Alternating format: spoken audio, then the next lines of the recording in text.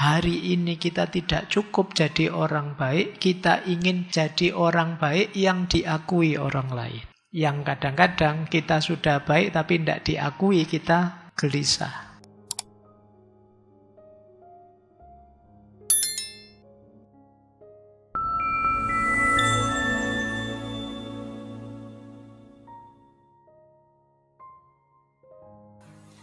Bismillahirrahmanirrahim. Alhamdulillahirabbil alamin. Assalatu wassalamu ala asyrafil anbiya'i wal mursalin. Sayyidina wa maulana Muhammadin wa ala alihi wa ashabihi wa man tabi'ahum bi ihsanin ila yaumiddin. Amma ba'd. Bismillah. Mari kita lanjutkan lagi ngaji kita. Budaya. Tantangan berat dimensi budaya 2026 masih seperti tahun lalu, yaitu budaya instan. Dan yang kedua, kehilangan akar, kehilangan identitas budaya. Ini problem besar untuk ranah budaya. Hari ini kita tidak telaten dengan budaya-budaya lama, mungkin dianggapnya bertele-tele, dianggapnya kurang cepat, tidak efektif, dan lain sebagainya. Jangan-jangan seperti tadi diajak sholawatan, diajak baca purta, diajak baca apa kalian? Alah Pak, kurang efektif. Sudah rekamannya saja kan bisa. Lewat kaset lebih bagus. Jadi pikiran kita sudah begitu, kurang cepat. Wong diringkas saja bisa loh, ngapain dibaca panjang. Bisa begitu. Kenapa? Instan hari ini. Loh. Kita kok ditawari versi lebih pendek, misalnya begini, itu bisa dibaca full, boleh versi lebih pendeknya saja. Kalian milih yang mana? Mesti milih lebih pendeknya. Saya dulu itu pernah, kalau masuk masjid itu kan tahiyatul masjid, terus ada yang ngasih tahu tahiyatul masjid itu bisa diganti dengan baca subhanallah, alhamdulillah, wala ilaha illallah, wallahu akbar. Milih mana kita? Ya baca subhanallah saja, ngapain capek-capek. Jangan-jangan kita males ngaji terus alasannya alapa al-ikhlas 3 kali. Sama nilainya dengan baca Al-Quran. Jadi macam-macam budaya-budaya yang sebenarnya itu kunci, itu akar, itu identitas, ketabrak. Nalar instan yang serba cepat, ingin dangkal, terus mengalami erosi. Ketika sudah tergerus erosi, padahal ini kunci, ini akar, ini identitas. Terus lama-lama kita mengalami, dulu kita ada sesi krisis identitas. Berapa banyak di sini yang kalau ada orang Jawa sambutan dengan bahasa Jawa halus terus komentar, itu wayang apa sambutan, itu dalang apa-apa yang ini. Kan saya sering dengar komentar begitu. Dan kamu tidak paham ini orang ngomong apa. Padahal itu kunci. Bagian dari identitas. Loh, saya bayangkan misalnya tidak ada orang Jawa yang ngomong bahasa Jawa, yuk lama-lama bahasa Jawa punah. Padahal itu identitas. Dan sangat mungkin, wong sudah banyak bahasa-bahasa yang punah. Kalau tradisi adat budaya yang kunci tidak kalian jalankan, yuk lama-lama akan hilang pasti. Dan itu PR kita sebenarnya. Dan kita tidak pernah mikir ke sana. Pikiranmu lebih banyak gimana menang main game, gimana. Kan itu tiap hari. Jadi ini tantangan. Maka di situ saya tulis budaya kehilangan fungsi membentuk karakter. Paling banter jadi hiburan.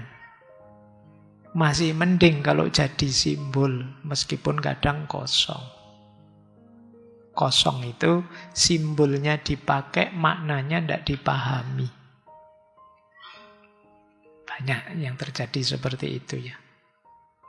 Oke, jangankan makna, wong kalian sendiri merasa tidak nyaman, tidak suka dengan simbol-simbol budaya di masyarakatmu. Padahal masyarakat itu ketika menyepakati satu simbol, biasanya di baliknya ada maknanya. Tidak sekedar berhenti di simbolnya. Ya lama-lama akan hilang, akan mati. Sudah banyak cerita budaya-budaya yang hilang mati. Dan ini masih problem. Terus ya hiburan biasanya. Mentoknya terus di hiburan saja. Mentoknya sekedar aksesoris saja. Ini yang jadi keprihatinan ya dalam aspek budaya. Apalagi ketabrak budaya instan, ketabrak budaya serba cepat. Lanjut. Politik sekarang. Ini agak sensitif. Tapi ya enggak apa-apa. Ada problem besar. Keywordnya problem politik hari ini ada dua. Krisis kepercayaan dan manipulasi emosi. Sekarang kita dalam berpolitik itu mungkin kalau ditanya berapa besar kalian percaya pada institusi-institusi politik, saya yakin sebagian besar akan jawab di bawah 50%. Kenapa begitu? Orang itu biasanya jatuh pada tidak percaya ketika dia sering dibohongi. Sekali dibohongi mungkin masih, ya siapa ngerti kemarin khilaf saja. Lu kok dibohongi lagi? Ya wis ndak apa-apa aku tak ngalah gitu. Dibohongi lagi. Itu biasanya terus, sudah ndak usah percaya lagi. Dan momen dibohongi ini kan banyak dan sering. Itu yang membuat kemudian turun kepercayaan kita. Ini problem pertama dalam politik, menurunnya kepercayaan. Yang kedua, politik emosi. Akan banyak mungkin besok ini dengan memanfaatkan apa? Algoritmanya medsos. Emosi kita dipancing terus, diombang-ambingkan terus, mengarah ke kepentingan yang bikin konten. Mungkin dengan konten tertentu yang mancing kita, mungkin dengan buzzer-buzzernya, mungkin macam-macam caranya. Ini namanya politik emosi. Emosi kita dipermainkan. Kadang-kadang kita sudah marah, wah marah, ternyata kita ditipu. Kadang-kadang kita sudah jengkel, kita sudah seneng, kita ketipu lagi. Jadi emosi kita terus dipermainkan. Politik emosi. Berhubungan nanti dengan populisme digital. Nanti berhubungan juga dengan partisipasi semu. Partisipasi semu itu antara partisipasi politik di dunia nyata dengan gegeran politik di dunia maya itu berbeda. Jadi pilihanmu mana itu ya juga beda. Kadang-kadang sekarang banyak orang yang meskipun bukan buzzer, akunnya lebih satu. Ya kan? Akunmu berapa? Saya yakin lebih satu semuanya. Yang satu isinya yang baik-baik. Yang satu gue misuh-misuh, gue komen yang aneh-aneh, yang jelek-jelek gitu kan. Terus kamu nganggep Saya aslinya yang baik-baik ini loh Pak. Padahal aslimu ya yang jelek-jelek itu. Yang baik-baik cuma pencitraanmu saja. Jadi itu yang terjadi di dunia politik. Kalian dikendalikan, kalian diarahkan, pikiranmu dikondisikan, tapi kalian tidak sadar. Lewat apa? Algoritma medsos. Ini problem kita di ranah politik. Ya tidak hanya di Indonesia, di mana-mana situasinya seperti ini sekarang. Ada yang pakai kalimat demokrasi prosedural hidup, tapi demokrasi deliberatif mati. Demokrasi prosedural itu sebut saja kuantitatifnya. Demokrasi deliberatif itu kualitatifnya. Jadi pemilunya jalan, kebebasan milihnya tidak. Karena kamu disetir, diarahkan. Jadi sederhananya itu untuk ranah politik. Baik, kita lanjutkan. Tidak usah banyak-banyak ya, politiknya bahaya. Nanti saya diteror, susah. Lanjut. Tantangan ekonomi. Ada masih problem lama yang sampai sekarang belum selesai. Ketimpangan dan ketidakpastian. Tekanan biaya hidup, ketimpangan digital AI. Ketimpangan digital itu kalian bisa pakai HP mahal, smartphone, tapi nanti mungkin ada daerah tertentu, orang tertentu yang beli HP saja tidak mampu. Jangankan beli HP, beli beras saja susah. Ketimpangan digital. Tidak ada jaminan pekerjaan. Apalagi kalian yang S1 tidak lulus-lulus, yang lulus S2 itu lo bingung. Mau kerja apa, di mana? Jadi tidak jaminan. Jadi, apalagi kalian yang masih semester 1, 2, 3, masih panjang nasib jelekmu. Nah ya masih panjang. Jadi, ya memang situasinya begitu kalau secara ekonomi. Baik, kita cemas. Besok bisa ndak ya memenuhi kebutuhan materi tadi loh, meskipun sekedar cukup. Jadi, ini tantangan ekonomi. Ini situasi-situasi ya. Terus ada tantangan lingkungan. Ini kalian sudah hafal, beritanya banyak kemarin ya. Keywordnya apa sih tantangan ekologis kita? Yaitu nanti lama-lama akan muncul ini. Krisis yang dinormalisasi. Iya memang wajarnya begitu. Wong kita kan juga harus memanfaatkan alam. Akan jadi begitu. Jadi nanti ini 2026 cuaca ekstrim akan sering kita alami.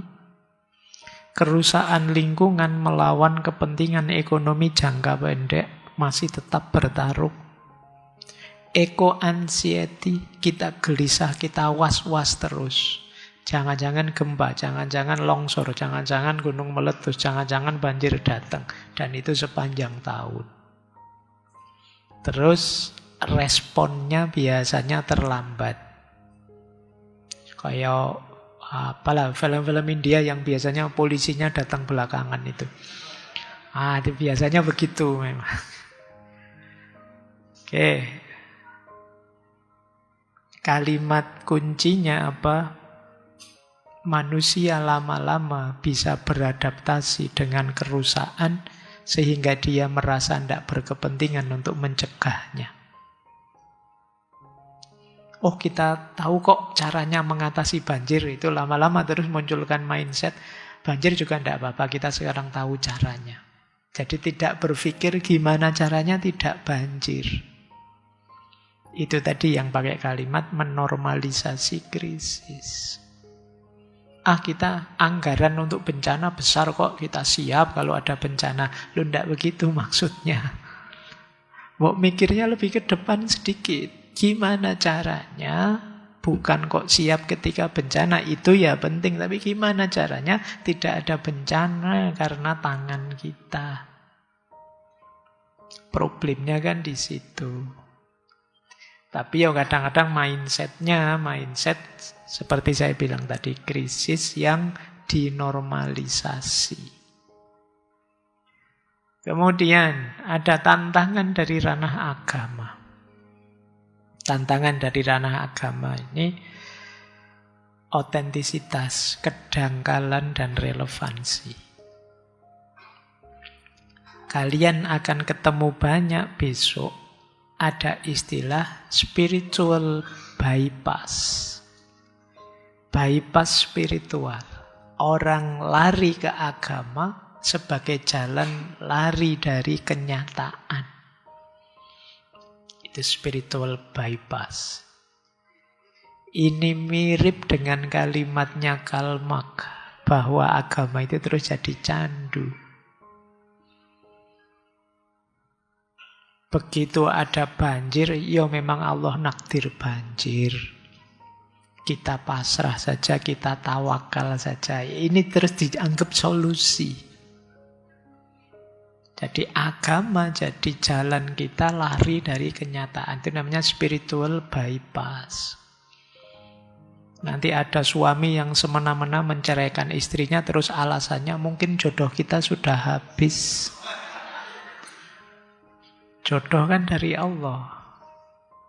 Ini yang disebut spiritual bypass. Kita shortcut langsung ke spiritual. Melupakan amanat, tugas, tanggung jawab yang harus kita jalankan. Itu kayak kalian waktunya ujian seperti ini belajar males. Alasannya, Pak, kalau sudah takdirnya lulus, ya lulus, Pak. Saya berdoa saja semoga dosennya baik hati atau dosennya waktu ngasih nilai meleset. Mau nulis C kok terus berubah jadi B kok jadi A misalnya. Ini spiritual bypass namanya. Yang kedua, kalian akan semakin banyak melihat komodifikasi agama. Agama dalam tanda petik yang dijadikan dagangan, komoditas. Di level apapun dengan jalan apapun. Jadi agama jadi jalan untuk mencari cuan lewat agama. Entah dengan cara apa. Kalian bisa nyari sebanyak mungkin contoh-contohnya. Kemudian problem polarisasi. Identitas keagamaan. Nanti akan muncul banyak konflik kubu ini sama kubu itu, kelompok ini sama kelompok itu pasti sudah hari ini. Kemudian masih problem lama, krisis otoritas. Krisis otoritas itu tiba-tiba hari ini muncul banyak ustadz dadakan. Terus kita bingung, ini saya yang harus diikuti siapa? Sekarang kalian bisa kok tanya bagaimana hukumnya ini ke ChatGPT. Loh, tolong hukumnya sholat yang seperti ini sah atau tidak? Loh, ChatGPT wawasannya lebih lengkap. Dia bisa menunjukkan mazhab ini, mazhab itu. Itu dia bisa detail. Menurut mazhab Syafi'i di buku ini dia bisa detail. Ustadzmu mungkin tidak hafal. ChatGPT lebih soleh ternyata. Jadi, itu tantangan berat itu bagi saya. Membayangkan besok ada misalnya kayak pesantren digital yang ustadznya bukan orang yang ada anunya, tapi nanti Al-Mukarram, ChatGPT, Gemini, terus itu kabeh. Jadi Nanti ChatGPT bagian ngajar Riyadhus Shalihin, nanti bagian Gemini bagian ngajar apa, nanti bisa begitu. Oh, itu kalian kebingungan sudah. Ini yang disebut otoritas. Baik. Dan tentu saja semua problem tadi membawa agama banyak kehilangan peran kemanusiaannya yang utama. Jadi banyak di antara kita yang menganggap ya agama itu urusan vertikal saja. Peran kemanusiaannya banyak hilang. Ini tantangan ya. Ini sebenarnya problem lama, tapi saya yakin 2026 masih seperti ini. Nah, terakhir, ini problem kita sendiri. Individu. Jadi problem kita kuncinya apa? Kita itu seperti orang hari ini yang diombang-ambingkan ke kiri dan ke kanan, ditarik ke kiri dan ke kanan. Kita ditantang untuk tetap utuh di tengah fragmentasi. Bayangkan ya, beban kita, di situ saya tulis. Yang pertama, kita dibebani oleh cita-cita ambisi kita. Yang kedua, kita dibebani oleh banjir informasi yang sulit sekali membendungnya, membedakan mana benar, mana salah. Kita juga dibebani harus jadi orang yang bermoral, orang yang spiritual, itu juga harus serius. Belum lagi kita dibebani masa depan yang tidak pasti. Belum lagi tadi dibebani kebohongan-kebohongan yang menimpa dari kiri dan kanan. Oh, itu kita ini berat. Secara individu, problem kita juga ternyata berat. Akhirnya apa? Di situ saya tulis. Setidaknya hampir semua kita mengalami 5 hal ini. Yang pertama, krisis identitas. Yang kedua, keterpecahan psikologis. Yang ketiga, lelah secara mental dan emosional. Yang keempat, krisis makna. Yang kelima, tuntutan untuk jadi versi terbaik dirimu. Itu juga membebani. Krisis identitas terjadi ketika nilai dirimu diukur dari produktivitasmu dan validasi orang lain. Kalau produktif kreatifnya saja mending, tapi sekarang kamu ingin mendapat validasi juga dari orang lain. Yang itu kadang-kadang membuatmu memalsu dirimu biar divalidasi orang. Hari ini kita tidak cukup jadi orang baik, kita ingin jadi orang baik yang diakui orang lain. Yang kadang-kadang kita sudah baik tapi tidak diakui, kita gelisah. Buktinya ya kalau kita misalnya posting apa gitu kan, biasanya terus bolak-balik kita tengok. Yang nge-like sudah berapa, view-nya sudah berapa. Itu kan mental ingin divalidasi orang. Kadang kita mengeluh, sudah 1 jam tak posting loh, kok yang melihat cuma 4 orang, 5 orang. Padahal di kantor temen itu ada 30 orang. Terus yang lain itu berarti tidak peduli sama saya. Itu kita gelisah dengan itu. Hari ini kita hidup dengan mengandalkan validasi orang lain. Jadi padahal kita tahu kita benar, kita baik. Tapi sebelum divalidasi orang, kita grogi, kita merasa belum.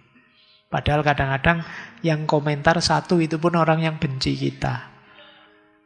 Isinya terus jelek. Wah, terus kita kelimpungan. Kita tidak yakin dengan kebenaran kita sendiri. Ini krisis identitas. Dan itu yang membuat kepribadian kita pecah. Antara kita yang otentik dengan kita yang diharapkan orang. Ini berat. Terus kita lelah secara psikologis. Kita mengalami krisis makna. Kalau teman-teman sudah mulai bertanya begini, untuk apa sih ya saya melakukan ini itu? Kalian sudah mulai krisis makna. Ngapain sih aku kok mau-maunya diperintah dosen begini begitu, gunanya apa tuh ya ini itu. Nah, kalian mulai bertanya begitu, kalian sudah mulai krisis makna. Dan yang terakhir, beban untuk jadi versi terbaik dirimu. Jadi mungkin karena kalian hari ini informasi mudah, selalu orang bilang kamu harus jadi versi terbaik dirimu di mana-mana selalu begitu.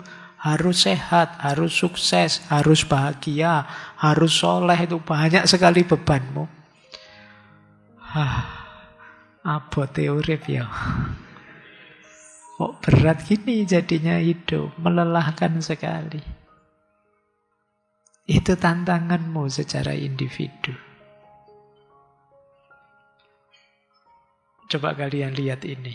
Rute sebagian besar kita hari ini. Ini rute psikologismu yang berakhir di kelelahan. Jadi diawali dari antusias. Awalnya biasanya semangat. Tapi terus overdrive, terlalu ambisius. Akhirnya jadi tertekan.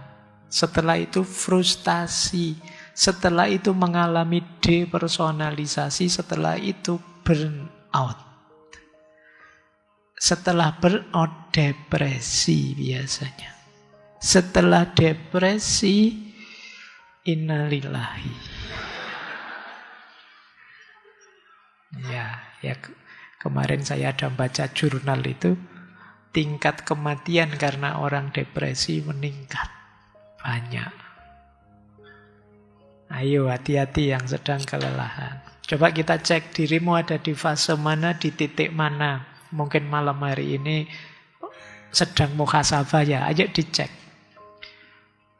Yang pertama, antusias, euforia awal. Ini kayak mahasiswa baru.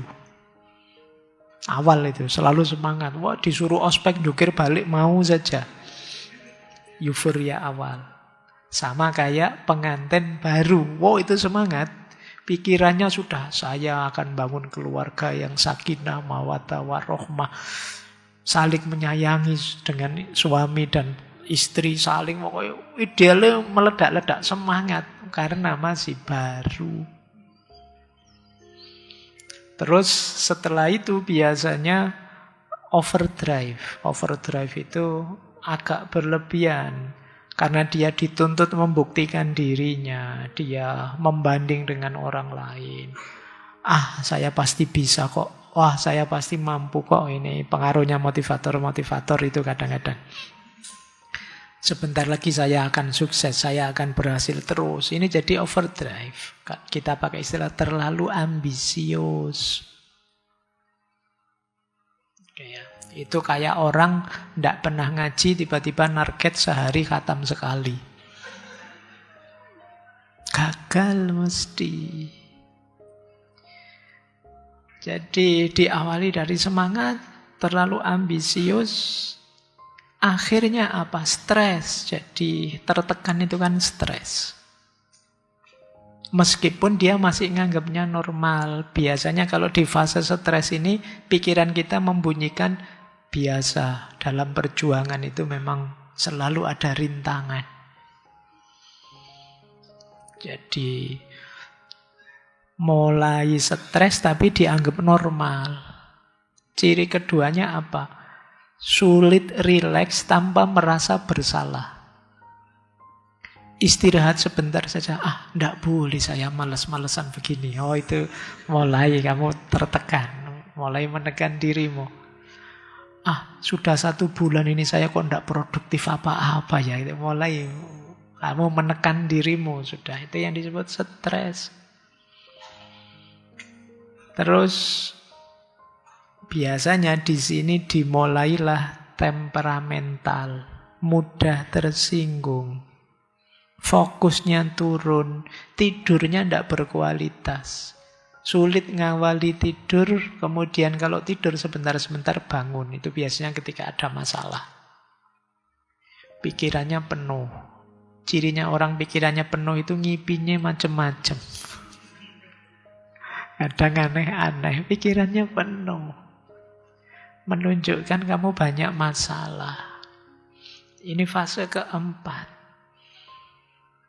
Akhirnya apa? Fase ketiga. Masuk fase keempat, kalian frustasi. Mulai sekarang meragukan dirimu. Mulai sekarang mempertanyakan, ini aku ini mau apa toh yo? Kecewa dengan dirinya, mulai sinis, lihat orang lain dianggapnya kayak dirinya semua. Lihat saja nanti gagal mesti kayak saya. Terus mulai begitu. Jadi ini mulai frustasi sebenarnya dengan dirimu, terus sinisnya jadi keluar. Terus depersonalisasi ini fase kalian sudah mulai cuek sudah pada akhirnya. Jadi hidupmu kamu jalani begitu saja, autopilot. Kamu mulai apatis. Kalau ngomong terus jadi nyinyirnya luar biasa, kalau humor jadi sarkasnya luar biasa. Mulai mati rasa. Mulai apatis itu kan sudah tidak peka lagi sudah. Ngomong nyelekit, temennya kesakitan, tidak peduli. Mulai kejamnya kelihatan. Ini kalian ada di fase depersonalisasi. Kepribadianmu bukan itu sebenarnya. Tapi karena tertekan terus-menerus sampai frustasi berubah. Pada akhirnya kalian burn out. Burn out itu ya kayak lilin yang mati. Kelelahan ekstrim, kamu terasing dari segala sesuatu, semuanya rasanya serba salah, kamu nganggap dirimu tidak kompeten, kamu terus ngamukan, marah-marah, temenmu yang sebelah-sebelah rasanya tidak beres semua. Padahal ya temenmu tidak ngapa-ngapain tapi rasanya salah saja. Sandal masuk, salah. Sandal taruh di luar, salah. Pokoknya ndak ono beres kabeh, semua rasanya ndak beres. Itu kasihan kalau kalian sedang jadi guru, ustadz atau dosen. Itu yang kena marah habis-habisan mesti mahasiswanya. Terus-terusan. Karena apa? Kamu sedang burn out. Jadi cirinya ya burnout itu, bangun tidur saja kamu sudah capek, belum ngapa-ngapain. Jadi bangun tidur itu kamu rasanya badan kok capek semua. Lu ya tadi tidur semalaman ngapain? Tidak tahu. Karena pikiranmu aktif terus. Pekerjaan-pekerjaan kecil membuatmu overthinking. Jadi sekedar nyapu saja. Mungkin begitu nyapu ada angin, balik lagi, diulang lagi, balik lagi, sapunya terus kamu patah-patahin, kamu pukul-pukulin. Itu sudah kamu sedang burn out sudah. Jadi hal-hal kecil membuatmu marah. Kamu merasa kosong, segalanya tidak beres, segalanya rusak. Baik ya, semoga kalian tidak melewati rute ini. Kalau sedang melewati rute ini, slow down ya, pelan-pelan. Ambil jeda. Jadi jangan dilanjut-lanjutkan. Karena fase setelah burnout itu, kalau kemarin mengikuti Byung Chul Han, terus depresi. Setelah depresi, ya lama-lama bisa psikosomatis, bisa menyerang, punya penyakit. Mungkin asam lambungmu naik, tiba-tiba muter-muter vertigo, tiba-tiba, itu sudah mulai. Kadang-kadang tidak ada apa-apa, tiba-tiba, wah ini jangan-jangan saya stroke ini. Jangan-jangan saya... Mulai itu, ayo kamu yang terlalu banyak kepikiran macam-macam, sampai overthinking, sampai aneh-aneh. Saya kadang-kadang ada yang curhat itu, Pak, saya rasanya kayak orang mau mati. Kayak orang mau mati. Padahal dia rasanya kecapean, lelah, menggigil itu. Kayak gini mungkinnya orang mau mati. Dia pikirannya aneh-aneh sudah. Itu karena dia diawali burnout tadi, terus depresi. Lama-lama ya sakit fisik beneran. Makanya tadi saya bilang tingkat kematian karena depresi banyak. Bukan depresi terus bunuh diri, enggak itu. Ya itu parah kalau sudah begitu ya. Tapi itu tadi, psikosomatisnya muncul, jadi penyakit-penyakit fisik yang diawali dari psikis. Oke, mulai ya. Kalian yang belum mengalami, hati-hati. Yang sudah mengalami, ayo dilambatkan hidupnya sebentar. Jangan terlalu cepat. Tidak usah khawatir, kalian masih muda. Misalnya salah jalan masih bisa ngulang. Bisa direset ulang.